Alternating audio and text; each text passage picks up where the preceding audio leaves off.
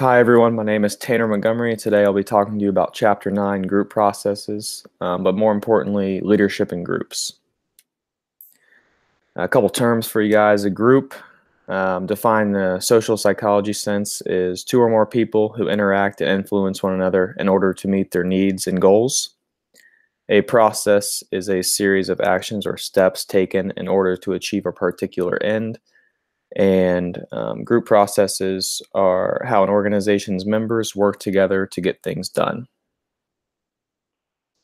Why do people join groups? Groups are beneficial to join if the task is too difficult to complete individually. So if you have a hard assignment or a difficult problem, then you might want to work as a group in order to get some different opinions. Also, to fulfill a number of basic human needs. Researchers argue that in our evolutionary past, there was a substantial survival advantage to establishing bonds with other people. And then finally, to help us define who we are as people.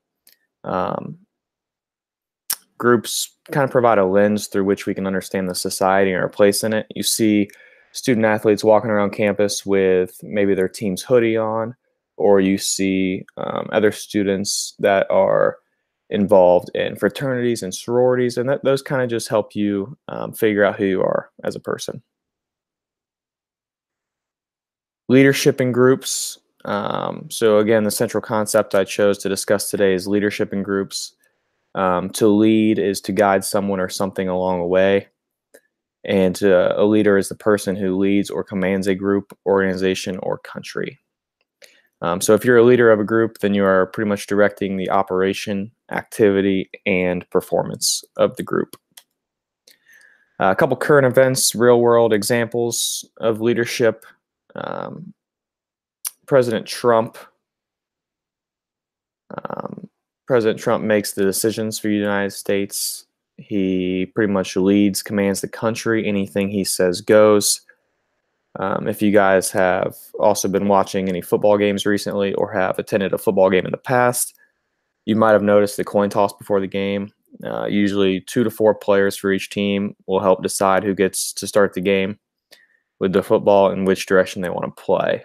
These are the team's team captains.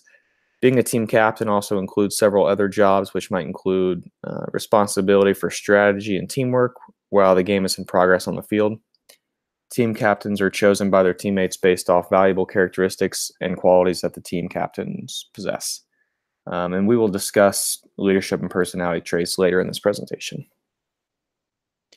So what makes a great leader?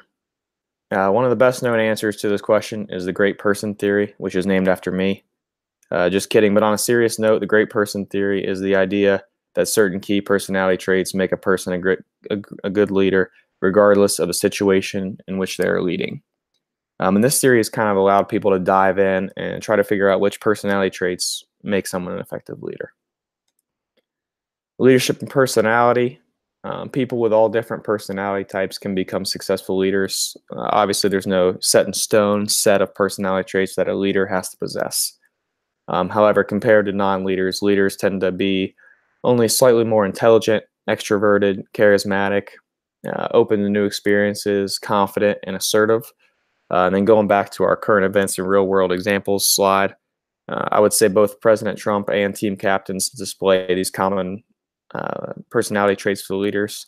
President Trump is definitely extroverted, confident, and assertive, while team captains display intelligence, confidence, and they're team-oriented. And it's not a coincidence that the team captains are usually also very smart on the academic side.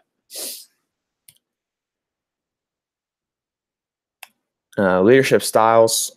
Although great leaders may not have specific kinds of personalities, they do appear to adopt specific kinds of leadership styles. 2 kinds of leadership styles are transactional leaders and transformational leaders. Transactional leaders set clear short-term goals and reward people who meet them.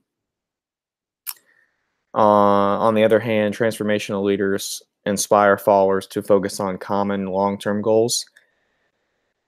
And while transactional leaders do a good job of making things run smoothly, transformational leaders think outside the box and inspire their followers to exert themselves and meet the big picture goals. These 2 leadership styles are not separate. In fact, the most effective leaders tend to be the ones who adopt both styles. Then going back to our current events and real world examples again, I would say President Trump is a good mix of both these styles of leadership because he focuses on his day-to-day goals, but he's also focused on his end goals when his presidential term runs out in 2020. Social situations in leading. Along with personality traits, we must take the social situation into account as well. It's not just what kind of traits the leader has that makes him a good leader. It's also the situation. For example, a business leader can be highly successful in some situations, but not in others, depending on the situation. Thus, a comprehensive theory of leadership needs to focus on the characteristics of the leader, the followers, and the situation. The best known theory for this is the contingency theory of leadership, which argues that leadership effectiveness depends both on how task-oriented or relationship-oriented the leader is and on the amount of control and influence that the leader has on the group. This theory argues that there are two types of leaders: task-oriented leaders and relationship-oriented leaders. Task-oriented versus relationship-oriented. So task-oriented leaders, they're more concerned with getting the job done than with the workers' feelings and relationships. This would be like a corporate manager or a supervisor of a newly formed group of volunteers, something like that. Task-oriented leaders do well in high-control work situations when the leader's position in the company is clearly of a power role, and the work needing to be done by the group is structured and well-defined. They also do well in low-control work situations when the leader is not perceived as powerful, and the work needing to be done is not clearly defined. Relationship-oriented leaders are most effective in moderate control work situations. Under these conditions, the wheels are turning pretty smoothly, but the important work still needs to be done. And pretty much the leader who can promote strong relationships between the individual employees will be the most successful. Gender and leadership. So men are generally viewed as better leaders, even though women possess many qualities of a good leader also. One reason why it's difficult for women to achieve leadership positions is that many people believe that good leaders have adjutant traits, which are traditionally associated with men. A few examples of these traits are assertive, controlling, being dominant, independent, and self-confident. And women are stereotypically expected to be more communal, which means that they are more concerned with the welfare of others, warm, helpful, kind, and even affectionate. But the stats associated with gender and leadership are slowly changing. As you can see, more and more women in today's world are earning leadership positions. An example of this would be Hillary Clinton almost winning the 2016 presidential election. And finally, culture and leadership. Different cultures value different traits in leaders. Again, going back to the no leader, a leader doesn't have this one set of personality traits that makes them a great leader. You can have a mix of personality traits along with the situation and the other group members. And it changes by culture. However, there tends to be a universal agreement about the value of two leadership qualities, those being charismatic and being team-oriented.